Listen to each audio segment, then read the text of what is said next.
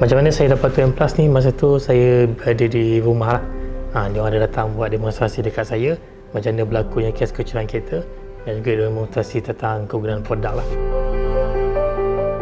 Kenapa saya mau pasang M+ ni? Sebab dia ada satu sistem untuk keselamatan kereta kita lah.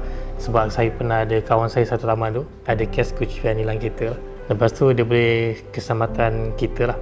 Kita tak kisah nak pergi ke mana-mana apa semua kan. Parking kereta di mana-mana pun kita rasa lebih selamat. Saya sangat puas hati.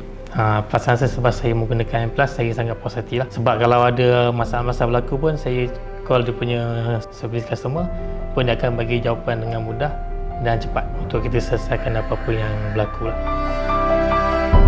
Saya akan refer M+ dekat kawan-kawan saya. Sebab apa? Sebab M+ boleh bantu kita macam-macam ciri-ciri keselamatan kereta kita lah. Terima kasih M+ sebab perkenalkan saya sistem ni untuk keselamatan saya.